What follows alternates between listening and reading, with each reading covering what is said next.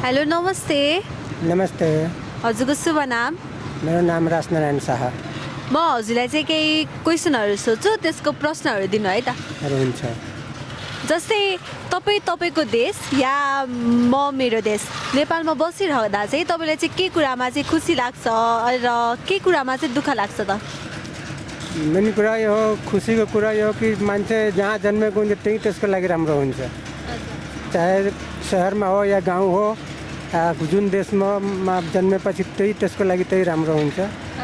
किनभने नेपाल पनि हामीलाई झन् राम्रो लाग्छ, किनभने यहाँ ठुलो ठुलो पहाडहरू छ, सहर पनि यत्रो राम्रो छ काठमाडौँ सहर। हामी पनि त्यहीँ बस्छु तराईबाट आएर। एकदमै राम्रो लाग्छ, सबै कुरामा एकदम राम्रो लाग्छ। अरू के भन्नु, सबै ठिक छ, यही राम्रो छ।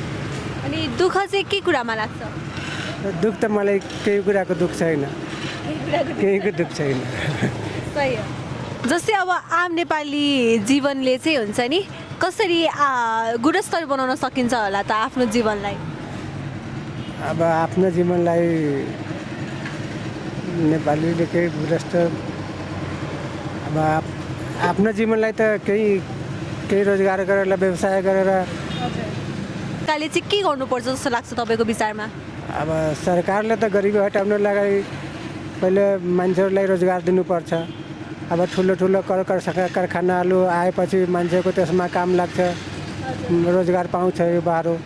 अरू मान्छेहरू पढे लेखेको या नपढे लेखेको पनि सबैले केही कल कारखाना आएपछि त्यहाँ काम पाउँछ, रोजगार पाउँछ। यही कारणले त गरिबी हट्छ, नभए कसरी हट्छ गरिबी? तपाईँलाई शिक्षा, स्वास्थ्य र रोजगारमा चाहिँ सरकारले के भूमिका खेल्छ जस्तो लाग्छ र के खेल्नुपर्छ जस्तो लाग्छ? अहिले त सरकारले सबै कुरा राम्रो गरिरहेछ, सुरुवात गरेछ।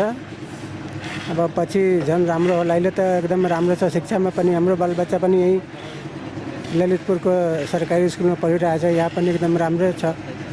अब पहिलादेखि अहिले त झन् राम्रो भइरहेछ, पछि योभन्दा नि राम्रो हुनसक्छ होला। अब स्वास्थ्यको लागि त त्यसको लागि त्यो पनि राम्रै छ, तर शिक्षाको हामीलाई थाहा छ, जानकारी छ। कहिलेकाहीँ स्कुलमा पनि जान्छु, शिक्षामा धेरै राम्रो भइरहेछ पहिलादेखि। अब पछि योभन्दा नि राम्रो होला जस्तो मलाई विश्वास छ। जस्तै सरकारमा पुग्नुभएको नवयुवाहरू जुन संसदमा हुनुहुन्छ, तपाईँ उहाँहरूलाई चाहिँ के सल्लाह सुझाव दिन चाहनुहुन्छ? मेरो यसको बारेमा थाहा छैन, म यसमा केही भन्छु। जस्तै अब तपाईँलाई मनपर्ने एउटा कोही हुनुहुन्छ नेता अहिले? यहाँ कस्तो अहिले हाल आउनुभएको बालेन शाहहरू जो हुनुहुन्छ, उहाँहरू चाहिँ कस्तो लाग्छ तपाईँलाई?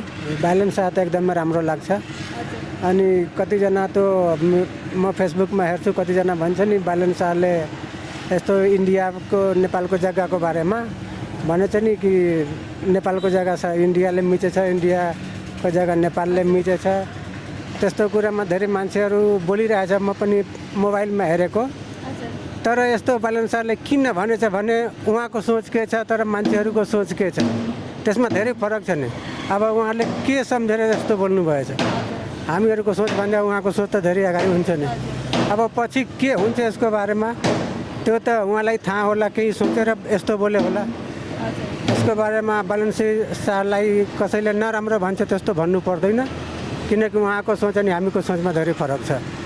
म यही भन्न चाहन्छु मान्छेहरूलाई कि यस्तो नबोल्नको लागि, किनकि यो यस्तो बालेन शाहले केही सोचेर यस्तो बोले होला। त्यसको लागि बालेन शाह हामीलाई धेरै मनपर्छ, राम्रो छ, राम्रो काम पनि गरिरहेछ, ठिक छ। हजुरको समयको लागि धेरै धेरै धन्यवाद अङ्कल। Thank you.